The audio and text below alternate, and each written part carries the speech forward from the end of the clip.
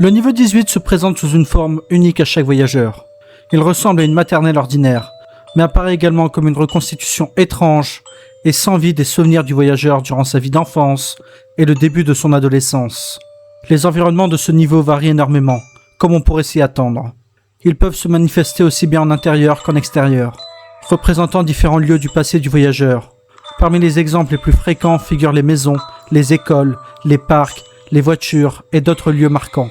Cependant, ces souvenirs semblent totalement dépourvus de vie, à l'exception de quelques micro-organismes et plantes. De plus, ces souvenirs paraissent avoir été altérés, ne se manifestant pas exactement tel que le voyageur s'en souvienne. On raconte que certaines personnes peuvent ressentir une forme de dissociation d'elles-mêmes, si elles ne gardent pas de bons souvenirs de leur passé. Les souvenirs sont séparés les uns des autres et peuvent être visités à volonté. Ils sont suspendus dans un vide noir, où le voyageur peut sauter d'un souvenir à l'autre. La faible gravité de ce vide rend les déplacements presque sans effort, mais ce n'est pas le cas à l'intérieur des souvenirs eux-mêmes. Tout semble presque hallucinatoire, comme n'importe quelle façade trompeuse des backrooms. Par conséquent, les endroits qui ne ressemblent pas à l'apparence habituelle de ce niveau provoquent souvent une grande souffrance. Lorsqu'un voyageur rentre pour la première fois dans ce niveau, il ressent une vague de nostalgie et de bonheur, se remémorant des bons moments vécus dans ces lieux. Cependant, l'isolement propre à ce niveau finit peu à peu par s'installer, car chaque voyageur possède ses propres souvenirs, rendant impossible la rencontre de deux voyageurs dans un même souvenir. L'isolement de ce niveau commence alors à peser sur la santé mentale de chacun, tandis qu'il erre à travers ses souvenirs à la recherche d'une sortie. Ce niveau suscite généralement un profond sentiment de désespoir, poussant le voyageur à croire qu'il n'existe aucune issue. Quitter ce niveau représente donc un véritable défi, car il faut boire constamment de l'eau d'amande afin de rester concentré et d'éviter d'abandonner. Des bouteilles d'eau d'amande peuvent être trouvées flottant dans le vide, et il est nécessaire de sauter jusqu'à elles pour continuer d'avancer. Tenter un grand saut dans le vide et échouer entraîne une chute de 10 minutes accompagnée d'une douleur intense, avant de se réveiller au point de départ. Il est donc déconseillé d'essayer ce type de saut, si l'on n'est pas en bonne condition physique. Ce niveau ne possède aucun lien avec le monde extérieur, que ce soit Internet ou tout autre moyen de communication. Il est impossible d'emporter quoi que ce soit hors de ce niveau, car tout disparaît dès qu'on le quitte. Pour une raison inconnue, les seules choses pouvant être apportées sont des photographies. Ce niveau semble être aussi ancien que les backrooms elles-mêmes. Il aurait été découvert en 1930 par un voyageur nommé Ronald M. Ses souvenirs du niveau représentaient une vieille maison et un parc. Cependant, peu après, il tomba dans le vide et se réveilla à l'endroit même où il s'était endormi pour la première fois. Dans ce niveau, les voyageurs sont incapables de dormir, peu importe leur effort. Ils ne peuvent pas non plus perdre connaissance.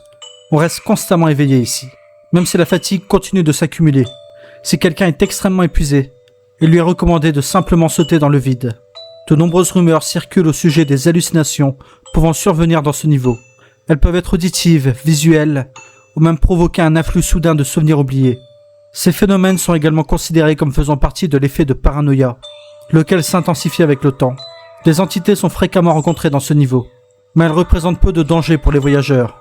Si un voyageur en aperçoit une, celle-ci le poursuivra sans jamais lui faire mal.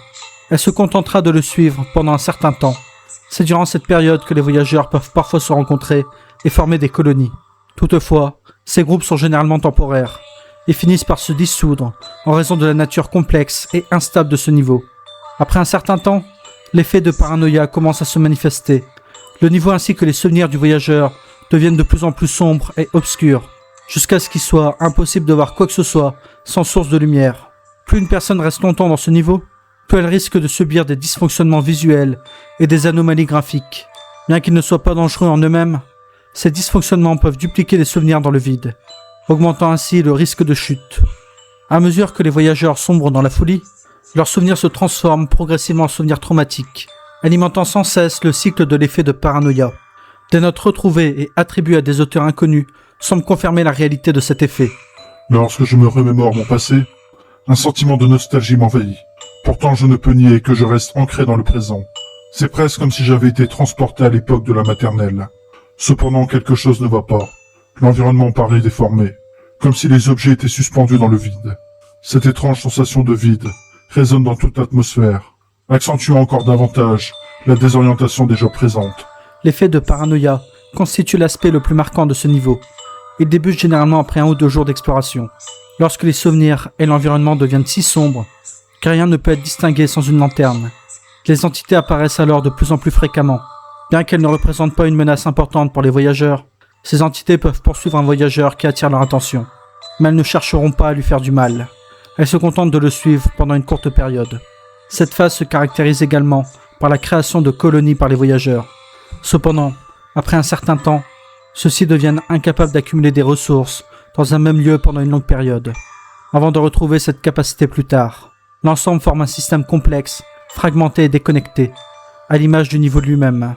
Au fil du temps, le niveau commence à montrer des signes d'instabilité. Bien que cela ne soit pas entièrement dangereux, il existe une possibilité que les souvenirs se dupliquent dans le vide. Ces copies peuvent être dépourvues de forme physique, ce qui peut entraîner la chute des voyageurs dans le vide. De plus, il est fréquent que les souvenirs agréables des voyageurs se transforment progressivement en souvenirs traumatisants, à mesure que leur état mental se détériore. Maintenant, on va parler des théories entourant ce niveau. La première théorie est celle du rêve.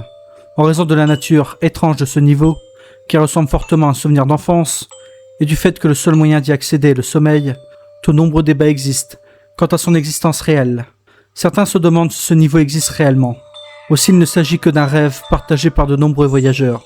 Un autre élément soutenant cette théorie est le fait que, lorsque le voyageur est censé quitter le niveau, il se réveille exactement à l'endroit où il s'était endormi. Les voyageurs ayant observé des personnes endormies prétendant être entrées dans le niveau 18 ont rapporté qu'aucun comportement inhabituel n'avait été constaté durant leur sommeil. De plus, il est observé que le temps qui s'écoule dans le niveau 18 ne semble avoir aucune corrélation avec le temps qui se passe dans le monde réel. Ainsi, nous tendons à conclure que le niveau 18 n'est peut-être pas un lieu physique. Il pourrait simplement s'agir d'une représentation mentale créée dans l'esprit des voyageurs. La seconde théorie est celle du tourment.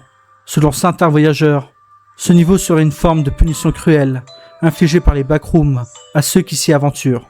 Cependant, il y a très peu de preuves qui viennent réellement appuyer cette théorie. Vous l'aurez compris, à cause de la nature instable de ce niveau, il n'y a pas de colonie ni d'avant-poste. Vous pouvez entrer ici en dormant dans le niveau 17, ce qui vous permet d'accéder à ce niveau. Si vous entrez dans la serre du niveau 897, lorsque les lumières sont jaunes, cela vous conduira également ici. Cependant, tomber dans le vide vous fera vous réveiller exactement à l'endroit où vous vous êtes endormi en entrant dans le niveau. Si vous entrez dans un endroit étrange, semblable à un couloir sombre, cela vous mènera au niveau 19. Si vous traversez un souvenir semblable à un hôpital par NoClip, était autrefois censé conduire au niveau Run for Your Life. Cependant, cette possibilité a été considérée comme impossible. Désormais, tenter d'accéder à ce niveau conduit au niveau 492 à la place. Si vous imaginez un lycée, cela vous transportera au niveau 956. Si vous montez un escalier dont chaque marche est recouverte d'une moquette verte, cela vous mènera au niveau 56. Certaines zones inférieures de ce niveau peuvent conduire vers le niveau Fun. Si vous imaginez une ville dystopique, cela vous mènera au niveau 82. Si vous trouvez un tableau particulier représentant un paysage de nuances de gris, puis frappez violemment sa tête contre celui-ci, vous serez emmené au niveau 142. Si vous ouvrez un livre appelé Aspy et que vous le prenez en main puis que vous le lisez, cela vous conduira au niveau 18.85. Si vous imaginez un théâtre, ou alors un blockbuster, ou même un établissement similaire, alors vous serez transporté au niveau 40. Plus rarement, certaines portes s'ouvrent sur des zones extérieures enneigées, qui finissent par se transformer en niveau 393. Je vois quelque chose de nouveau. Il semble que j'ai atteint le point final de la réalité. Peut-être est-ce que c'était ça? C'est une véritable révélation.